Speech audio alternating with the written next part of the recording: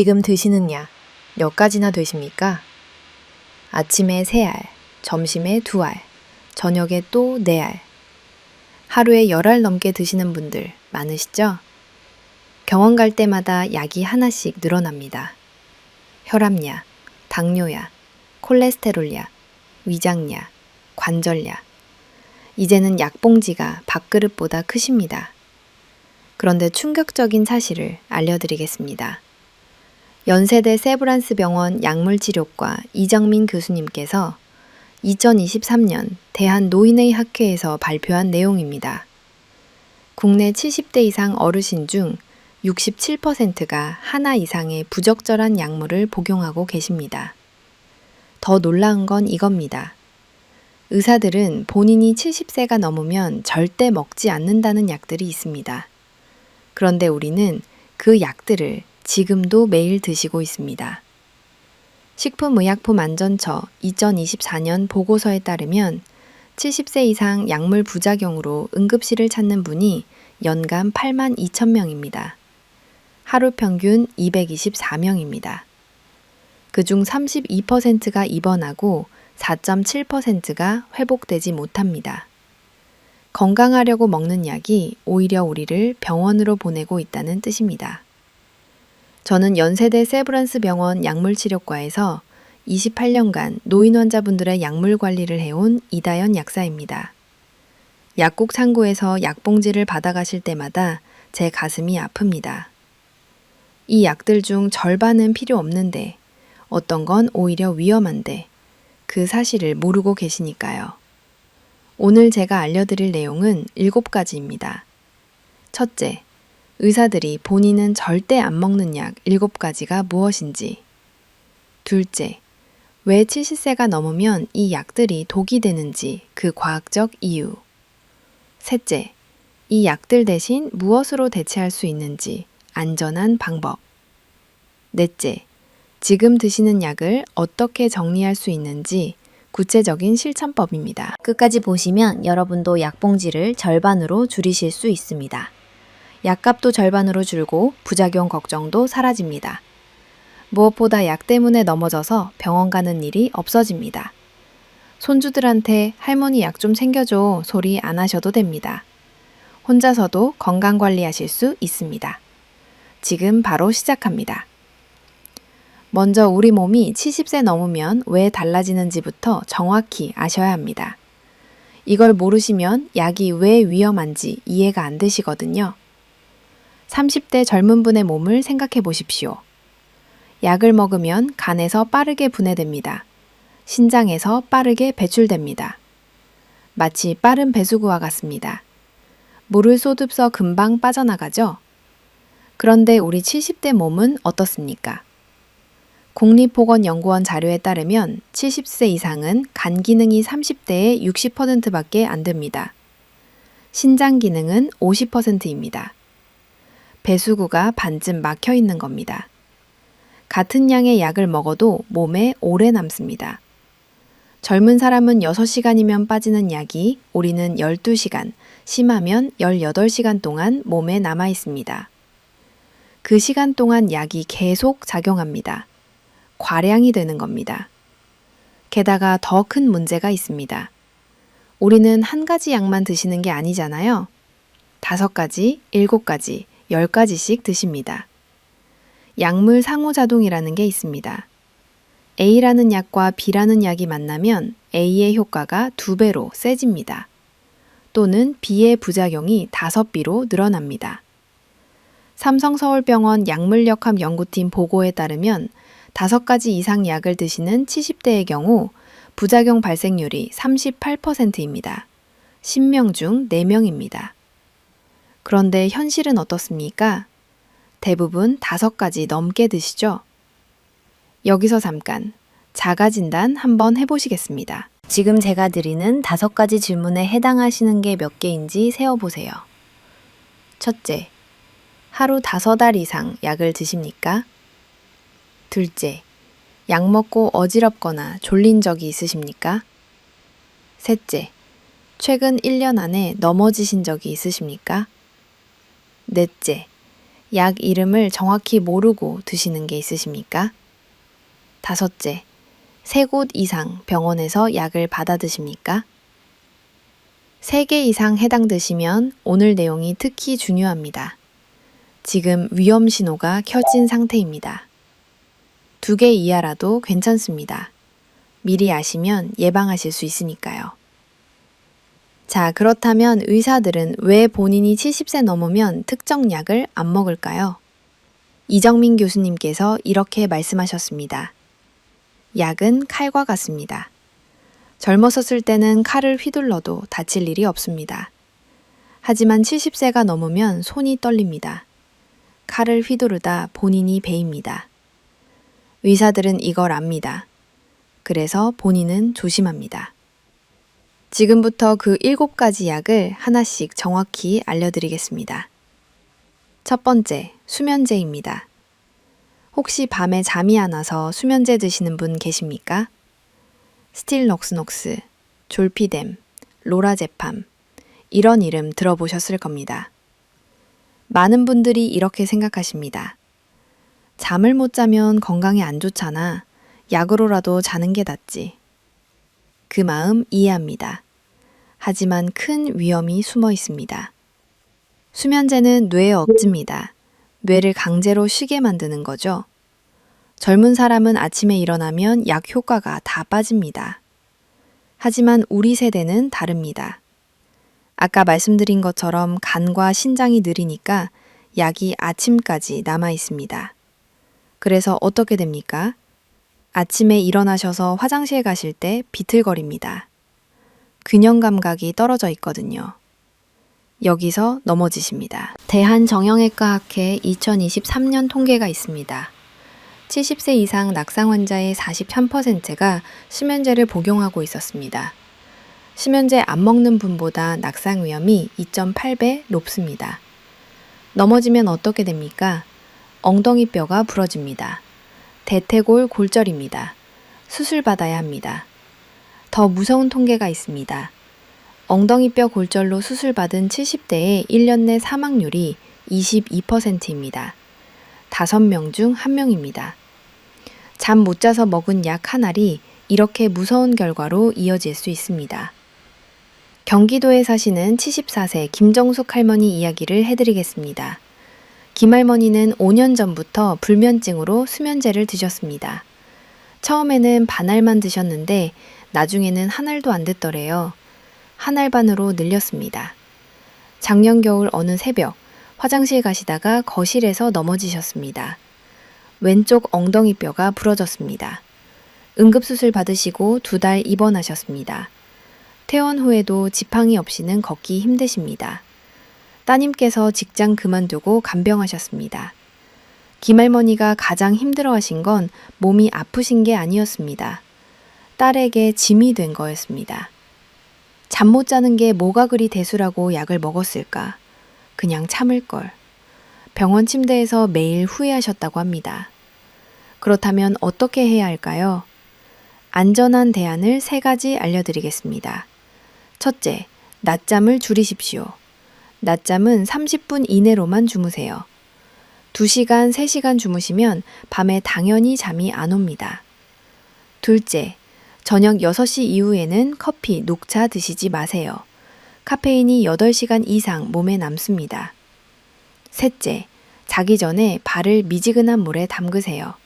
10분만 담그시면 혈액순환이 좋아져서 잠이 잘 옵니다. 이렇게 해도 정말 안 되시면 주치의 선생님과 상의하세요. 요즘은 멜라토닌 같은 안전한 대안도 있습니다. 절대 혼자 판단해서 약국에서 수면제 사드시면 안 됩니다.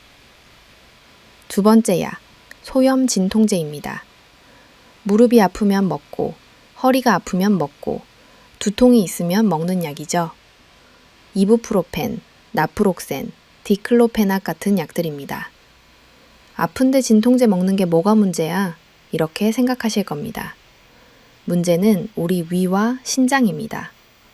소염 진통제는 위벽을 보호하는 점액을 줄입니다.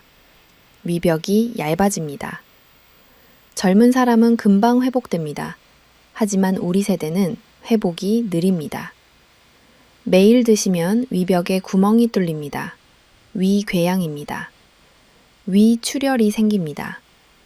건국대병원 소화기내과 연구에 따르면 70세 이상에서 소염 진통제를 3개월 이상 복용한 경우 위출혈 발생률이 일반인보다 4.2배 높습니다.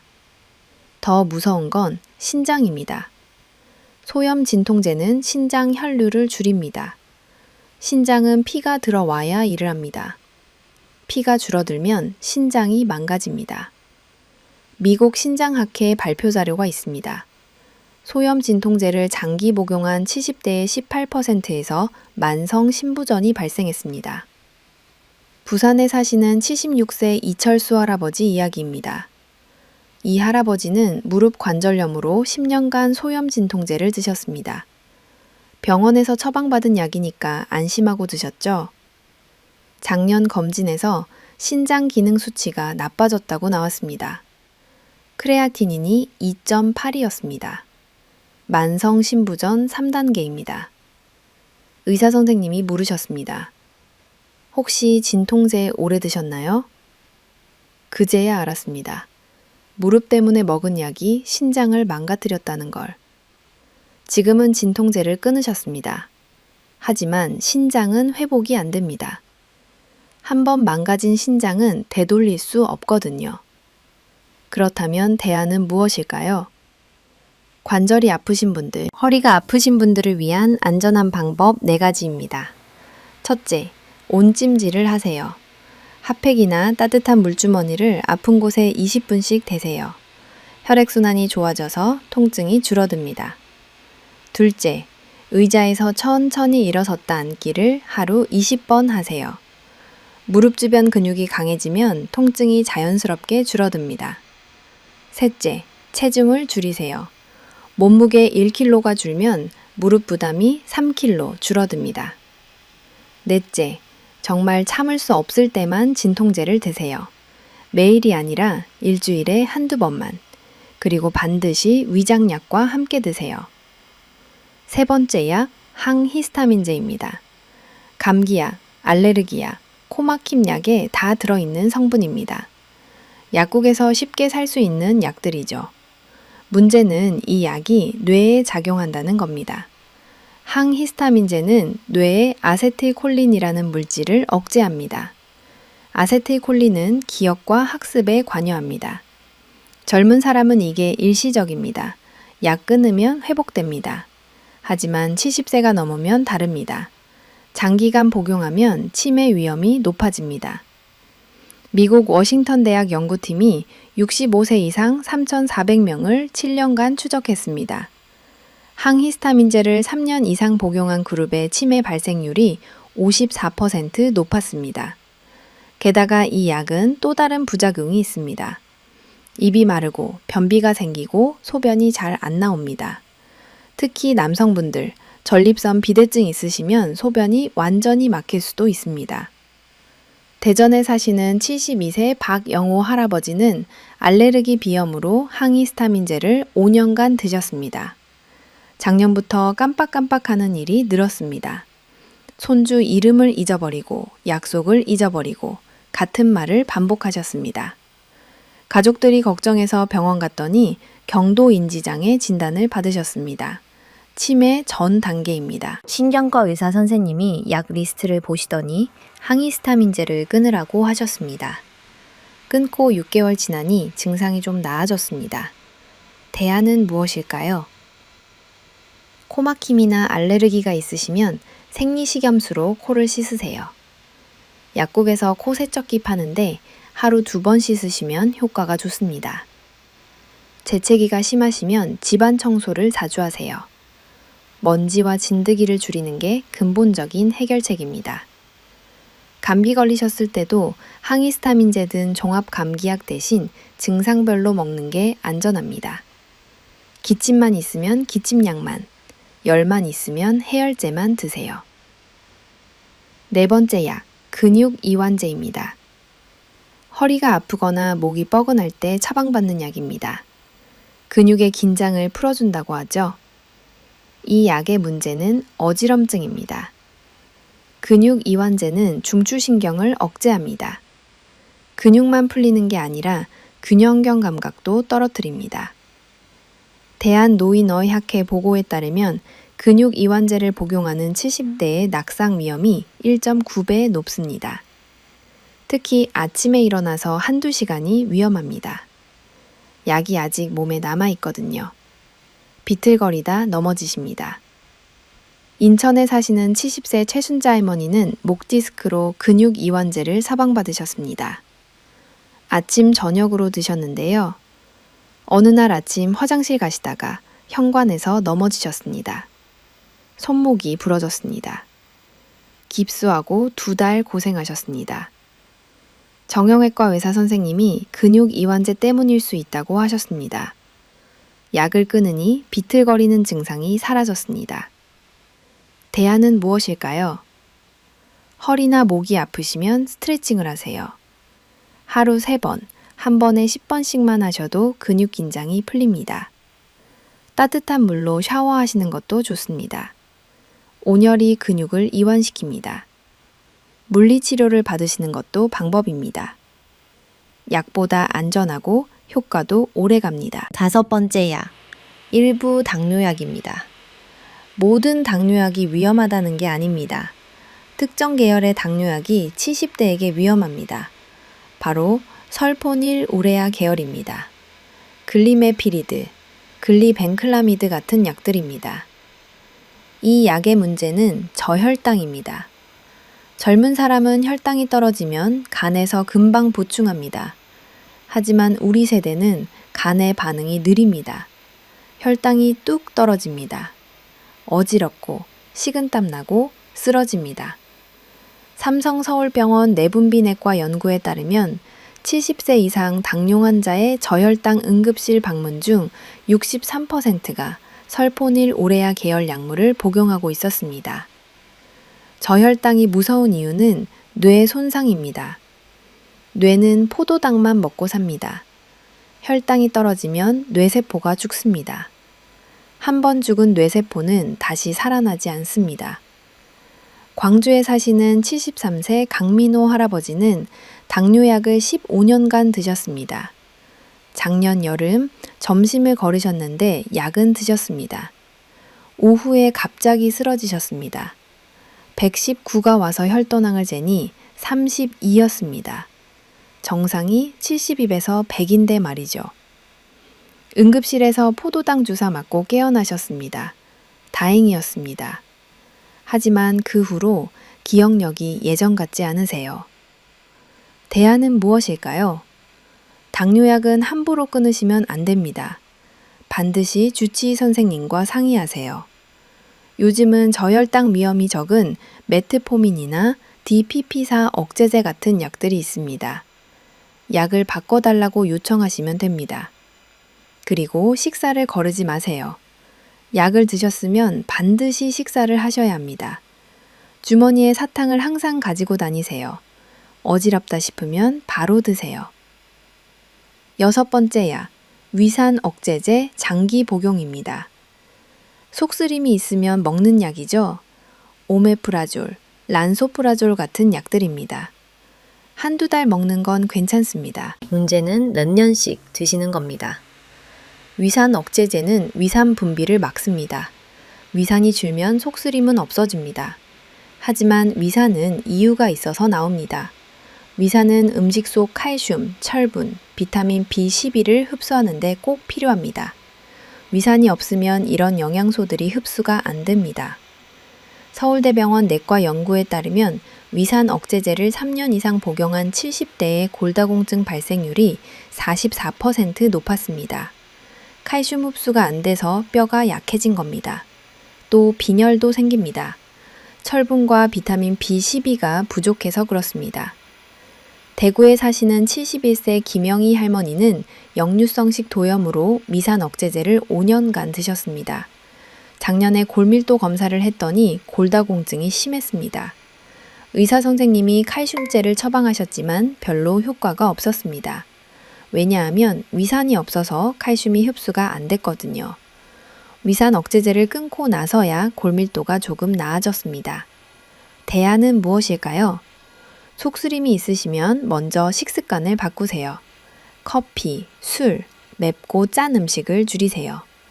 저녁을 일찍 드시고 자기 2시간 전에는 아무것도 드시지 마세요. 베개를 높게 하고 주무세요. 위산이 역류하는 걸 막아줍니다. 증상이 있을 때만 약을 드세요. 매일이 아니라 필요할 때만.